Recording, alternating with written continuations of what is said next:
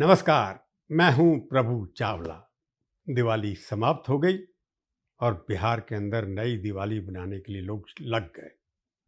जब बिहार में इलेक्शन हो रहा है तो किसी और विषय पर बातचीत करना शायद अटपटा सा लगेगा, क्योंकि लोगों का इंटरेस्ट पॉलिटिक्स में ज़्यादा है कि बिहार के चुनाव के ऊपर बहुत कुछ निर्भर करता है।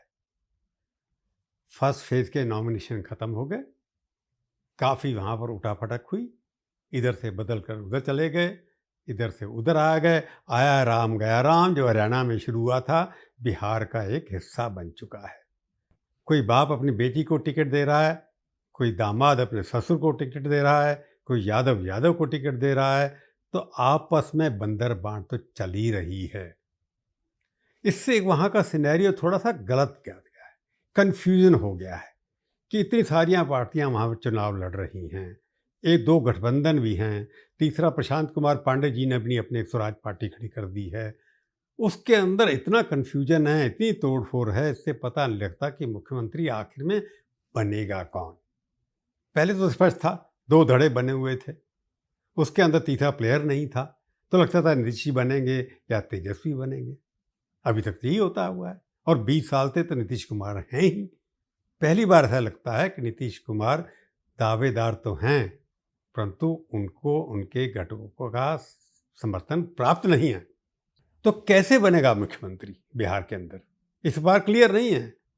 तो आज की प्रभुवाणी पे हम चर्चा करेंगे बिहार की इस जोड़ तोड़ की नीति में जातिवाद पे किस तरह से मुख्यमंत्री का चुनाव होगा।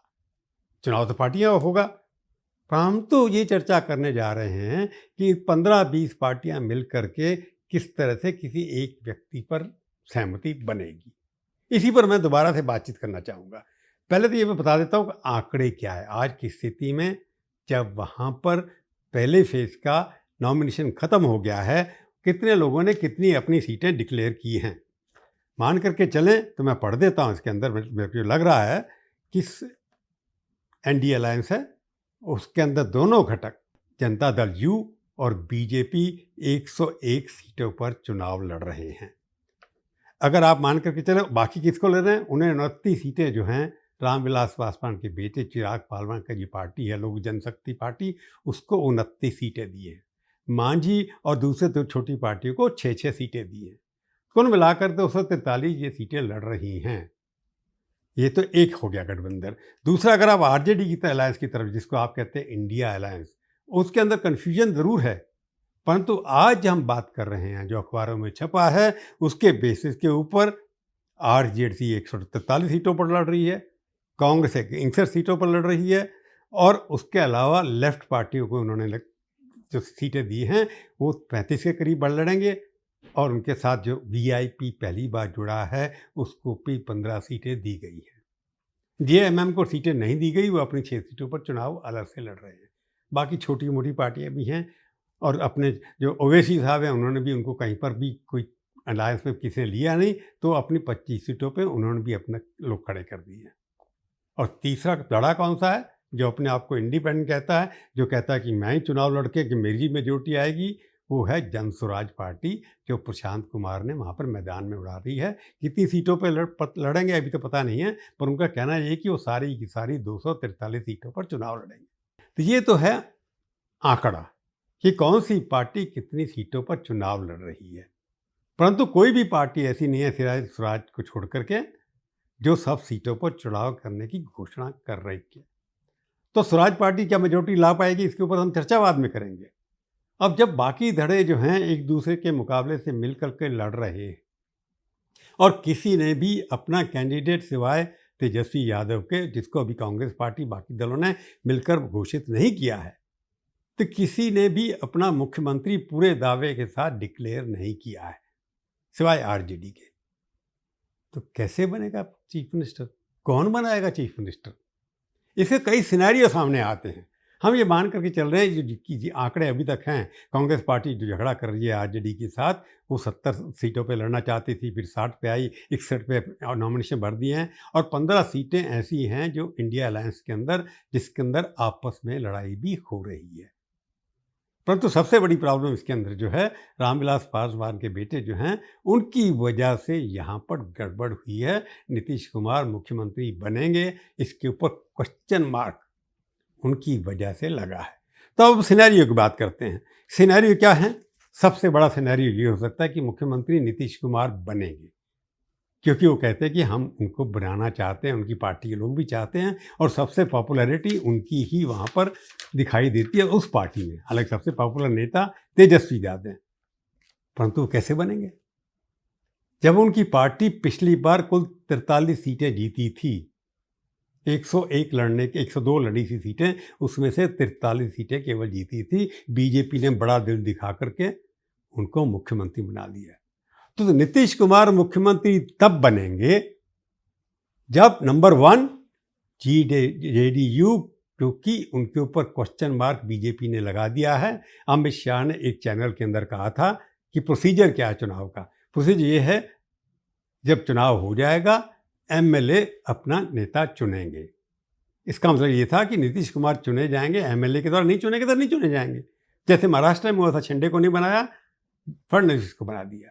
तो जब से ये क्वेश्चन मार्क खड़ा हुआ है, तो नीतीश कुमार को मुख्यमंत्री बनने के लिए सबसे पहली शर्त ये है कि उनकी पार्टी पहले से ज़्यादा सीटें जीतेगी। यानी कम से कम 50 से ज़्यादा सीटें जब तक जेडीयू नहीं जीतेगी, तब तक जेडीयू का मुख्यमंत्री नहीं बन सकता। नीतीश कुमार का क्वेश्चन मार्क लगा रहेगा। दूसरी बात यह है कि 2020 के अंदर बीजेपी ने 74 सीटें जीती थी।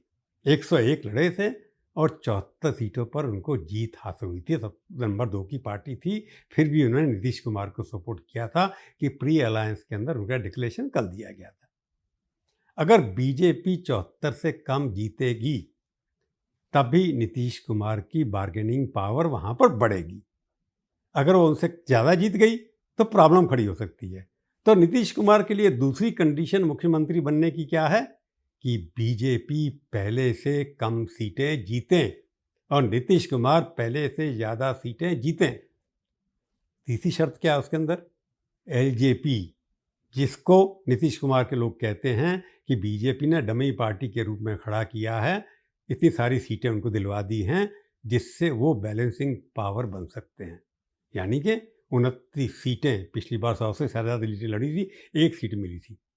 तो उनको लगता है कि जैसे 100% सक्सेस उनको लोकसभा सीटों के अंदर हुई थी एलजेपी को, इस बार भी उनका स्ट्राइक रेट काफ़ी हो सकता है। तो अगर एलजेपी सीटें नहीं जीती, तो अगर 5 से कम सीटें जीतती हैं, नीतीश कुमार दावेदार हैं वो बन सकते हैं। तो इसके लिए 3 कंडीशन ज़रूरी हैं।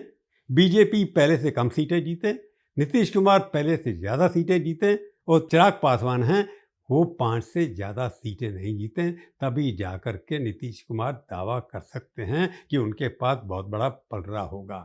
नीतीश कुमार पहले से सीटें कम हो गई तो नीतीश कुमार मुख्यमंत्री नहीं बनेंगे, ऐसा आज की स्थिति में लगता है। राजनीति में कल क्या होगा कोई पता नहीं है। अब चलते हैं दूसरे सिनेरियो में। दूसरा सिनेरियो क्या है? दूसरा गठबंधन है इंडिया गठबंधन, जिसको आरजेडी लीड कर रहा है। पिछली बार आरजेडी नंबर 1 पार्टी थी, उनको 75 सीटें जीती थी उन्होंने। तो उसके बावजूद भी वो नहीं बन पाए थे कि कांग्रेस जो है पिछली बार 70 सीटों पर चुनाव लड़ी और केवल 19 सीटें जीती थी। 51 में उसकी जमानत भी जब्त हो गई। इस बार छोड़ा उन्होंने कम लड़ने की कोशिश की है। हालांकि कई सीटों पर उन्होंने अपने खड़े कर दिए कैंडिडेट। 5-6 सीटों पर आरजेडी के खिलाफ या बाकी लोगों के खिलाफ कांग्रेस के कैंडिडेट है, उनके खिलाफ भी दूसरे कैंडिडेट है। तो तेजस्वी यादव कैसे बन सकते हैं मुख्यमंत्री? तभी बनेंगे सबसे वन, अगर अपनी ताकत दिखानी है तेजस्वी को कि मेरी वजह से यहाँ पर सत्ता आई है, तो तेजस्वी यादव को पहले से ज़्यादा सीटें जीतने पड़ेगी, तभी उनकी बार्गेनिंग पावर बढ़ेगी। यानी कि 75 से ज़्यादा सीटें, स्ट्राइक रेट उनका ज़्यादा होना चाहिए। उनके पास पिछली बार काफ़ी सीटें लड़ रहे थे, 142 143, तो उनका स्ट्राइक रेट लगभग 40-42% था। तो तेजस्वी को पहले 75 से ज़्यादा सीटें लड़नी पड़ेगी, इससे पहली शर्त ये है। दूसरा है कि कांग्रेस जो है 30 से ज़्यादा सीटें जीते। पिछली बार मुख्यमंत्री नहीं बना था इंडिया का, कांग्रेस जो है वो केवल 19 सीटों पर अटक करके रह गई थी। लेफ्ट की सक्सेसफुल बहुत हुई थी। तो अगर कांग्रेस 30 जीतती है, आधी सीटें भी जीत देती हैं और तेजस्वी अपने 80-90 के करीब जीत जाते हैं, तो ये लगभग मेजोरिटी जो चाहिए 243 का हाउस है, उसके अंदर 122 सीटों के लिए सरकार बनाने के नंबर चाहिए, तो पूरा आसानी से हो जाएगा। इसके अलावा क्या है, लेफ्ट जो है, जिनके पास जिन लोगों को 35 सीटें मिली हैं, उनको पहले भी 20 सीट जीते थी, इस बार भी उनको लेफ्ट साइड CPI-ML है, CPM है, उसके बाकी लोग भी हैं, सबको मिलाकर के 20 सीटें दोबारा से जीतनी होगी। यानी कि इसके बाद सबसे बड़ा फायदा जो तेजस्वी को है, वीआईपी पार्टी जो पिछली बार 4 सीटें जीती थी, इस बार 15 सीटें लेकर के इंडिया अलायंस के साथ लड़ रही हैं। मल्लाह हैं, राम की नैया को पार लगाने की बात कर रहे हैं। सुसानी साहब ने कहा कि हम तो तेजस्वी को बनाएंगे या डिप्टी मुख्यमंत्री को खुद बनेंगे, कि उन्होंने अपने आप को डिप्टी मुख्यमंत्री अनाउंस कर ही रखा है।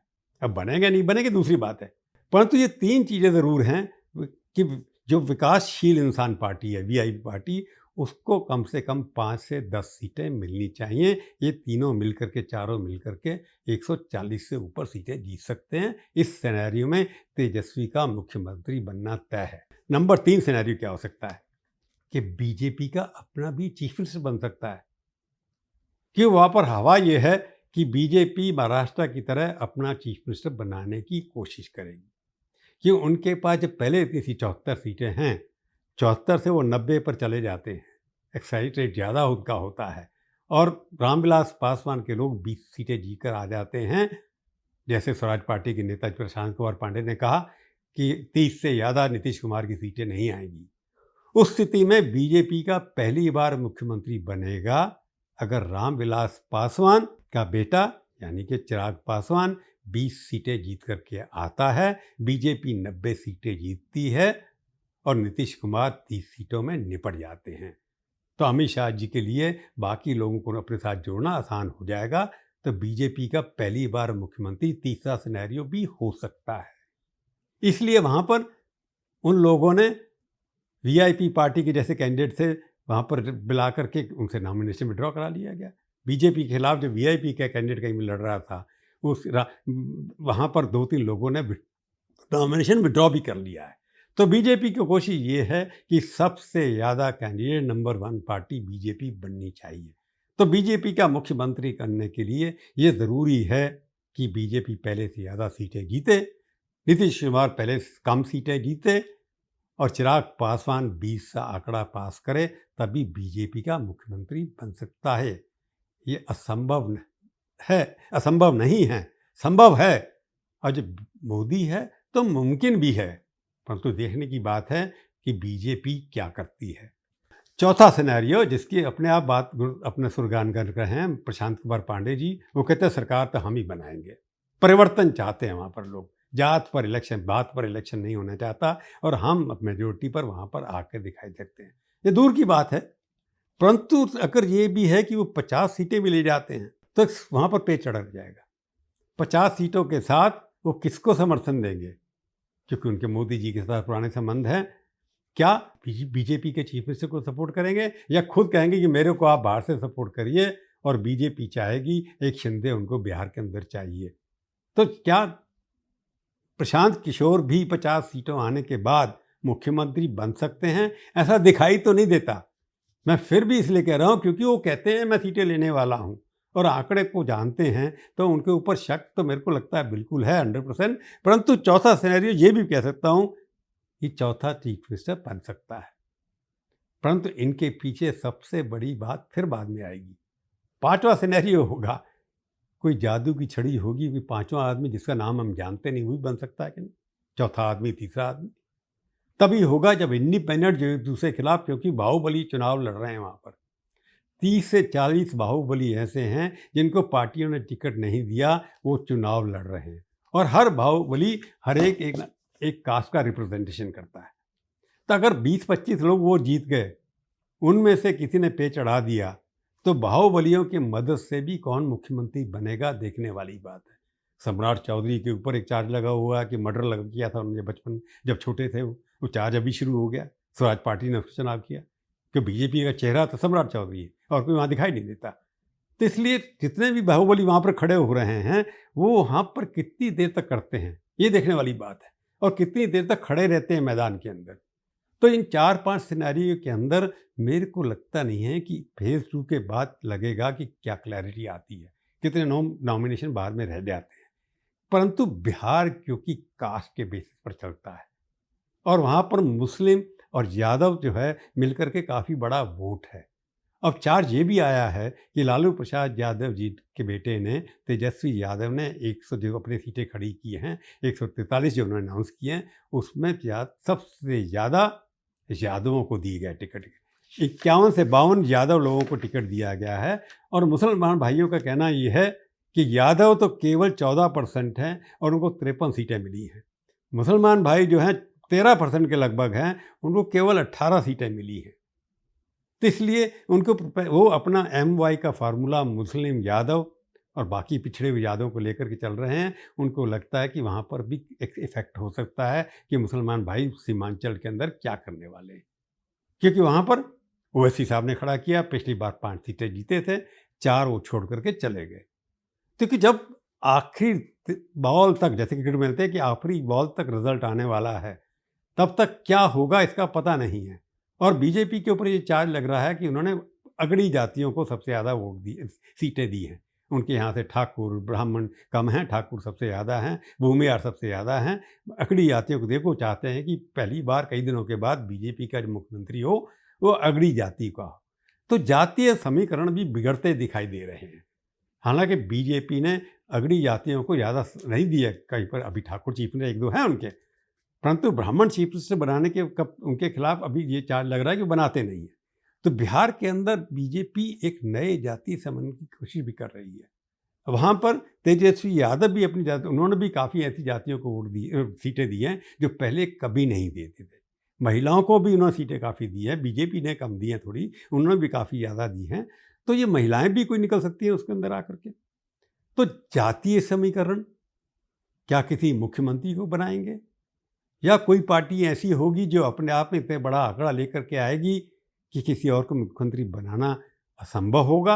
उसके अंदर सिर्फ तेजस्वी यादव ही दिखाई देते हैं, जो सबसे बड़ी पार्टी पहले थी, अभी भी क्योंकि एंटी इनकम्बेंसी नीतीश कुमार के साथ है और नीतीश कुमार और NDA का जो अलायंस हुआ है उसके ऊपर क्वेश्चन मार्क लगे हुए हैं। नीतीश कुमार चुप करके घर में बैठे हुए हैं, अभी मोदी जी जाएंगे, उनके साथ कितना उनका प्रोग्राम बनेंगे वो तो दिखाई देगा।